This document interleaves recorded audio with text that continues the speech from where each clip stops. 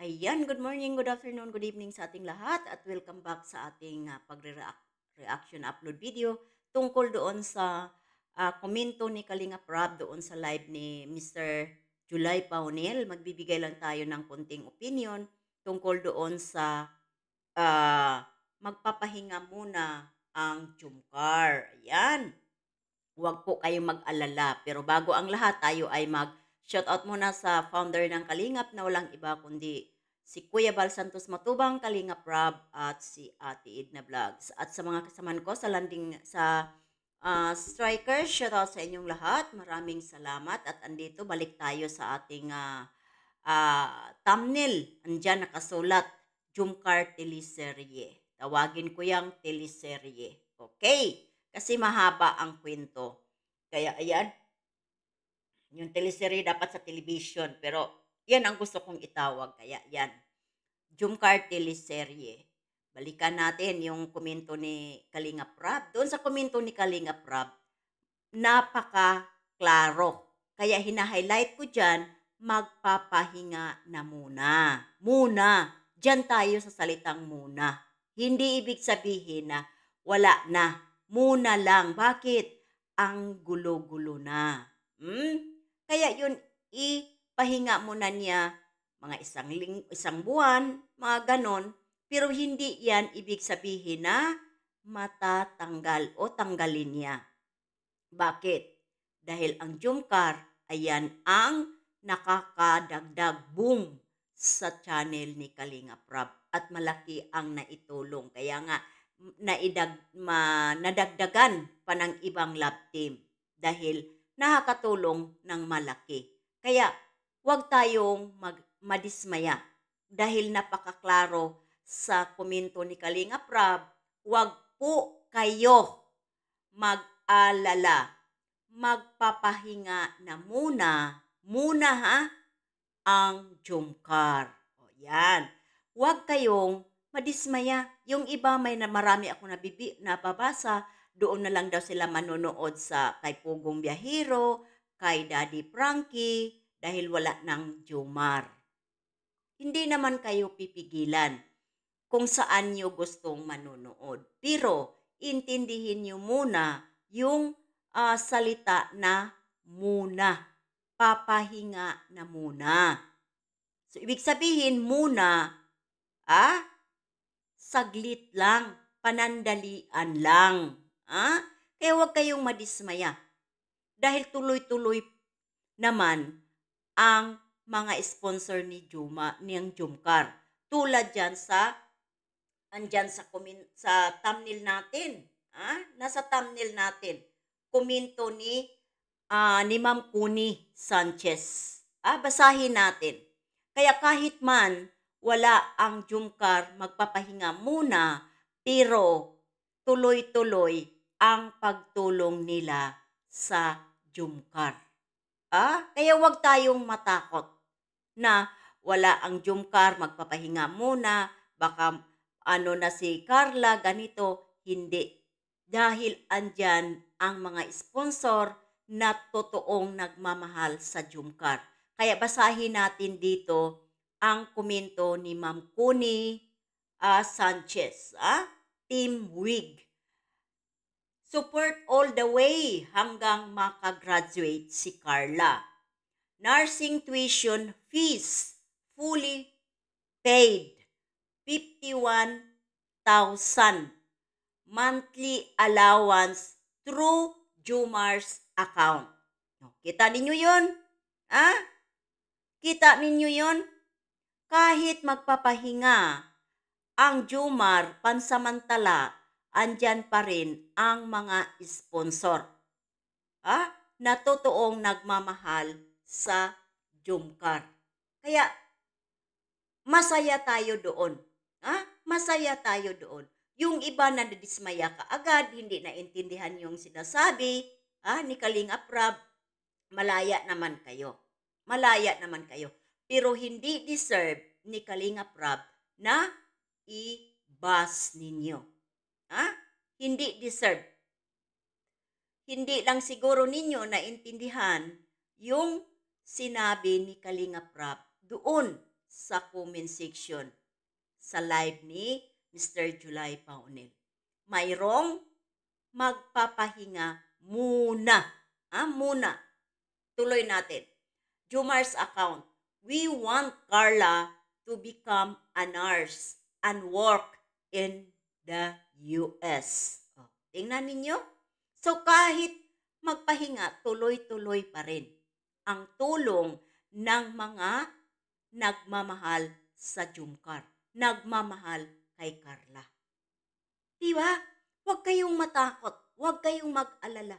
Dahil yung totoong nagmamahal, andyan, suportado. At tingnan ninyo, 51,000 fully paid ang tuition ni Carla. Kita ninyo yon? Kung papaano nila minahal ang Jumcar. Tapos, nag-comment naman dito si Ma'am Jeannie. Hindi ako nagkamali ng mag-sponsor sa iyo and I will continue to do so, Carla. Kita ninyo yan? Kita ninyo yan kung papaano nagmamahal ang mga sponsor dito sa Jumcar. At ito pa, plus Jumar and Lulu cash monthly. So yung dalawang key boys, si Kalingap Jumar at si Lulu, may monthly allowance galing sa sponsor. Yan ang sinasabi ni Kuya Bal. Nasa Kalingap ang gold. Di ba? Kaya huwag tayong madismaya, mga viewers. Mga sumusuporta ng Jumcar. Dahil andyan ang mga nagmamahal na mga sponsor.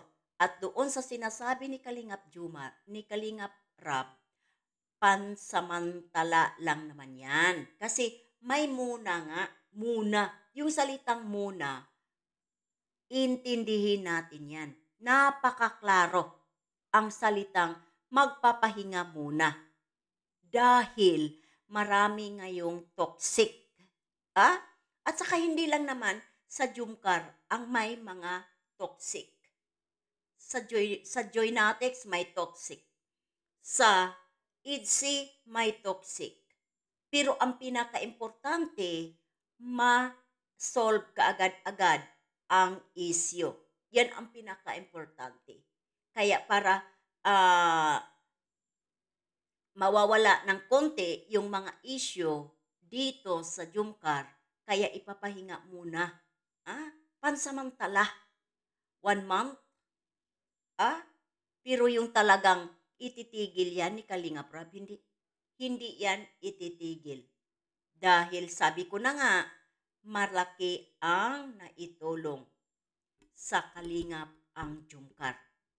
Lalo na sa mga sponsor na nagmamahal dito sa dalawa. Kita ninyo, nag-sponsor sila kay Jumar dahil may gustong mag-sponsor kay Jumar para sa charity work. Para sa charity work. Hindi yan kay nagbibigay kay Jumar para sa pangailangan na pang sariling pangangailangan. Nag-sponsor ang mga yan dahil sa pagcha-charity ni Kalingap Jumar.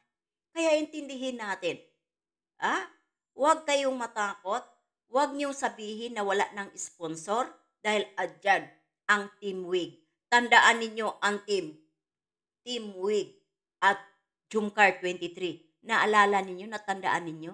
Sila yung nagbibigay doon sa 50 plus pabangka ng magulang ni Carla Bells. Diba? Sila yung nagbibigay. Kailan lang, di ba? Kailan lang. Si Kalingap Ian ang naghatid doon. Tuloy-tuloy ang pagtulong nila. Hindi lang sa dalawa, kundi sa magulang din ni Carla Bells.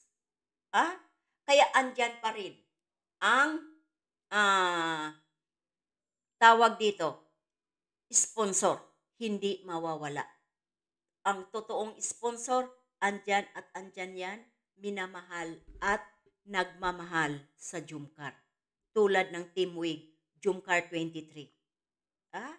Yung nagpapagulo lang naman dyan, yung mga anonymous dyan eh. Ah?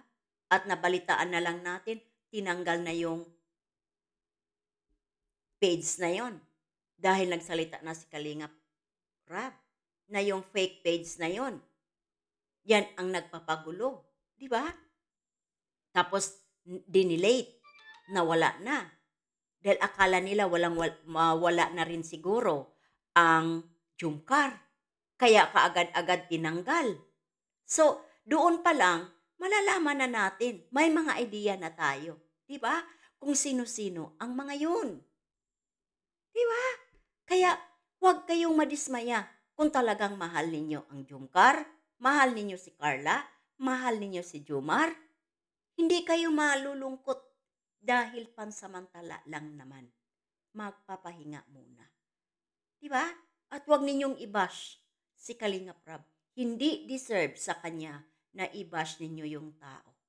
Dahil tumutulong yan sa ating mga kababayan. Maraming napabahayan na walang sponsor. Saan kumukuha dyan si Kalingap Rab? Sa kita niya sa channel. Ha? Kita niya sa channel niya.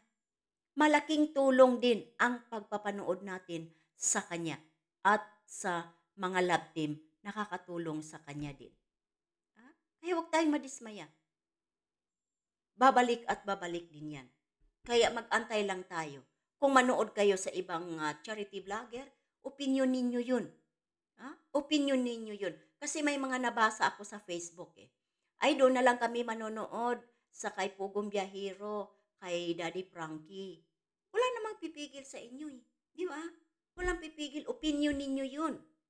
Kahit saan kayo, pwede manood. Di ba? Pero ito lang pakiusap ko. Huwag ninyong i-bash si Kalingap Rab. Hindi deserve kay Kalingap Rab. At tindaan ninyo, yung komento niya doon, may salitang muna. Muna. Ibig sabihin, pansamantala lamang. Di ba? Kaya ayan, hanggang dito na lang tayo. Huwag nating kalimutan, please, mag-thumbs up at mag-dikit na rin, mag-subscribe na rin sa munting bahay natin. Kaya hanggang dito na lang tayo. Bye-bye and God bless sa ating lahat.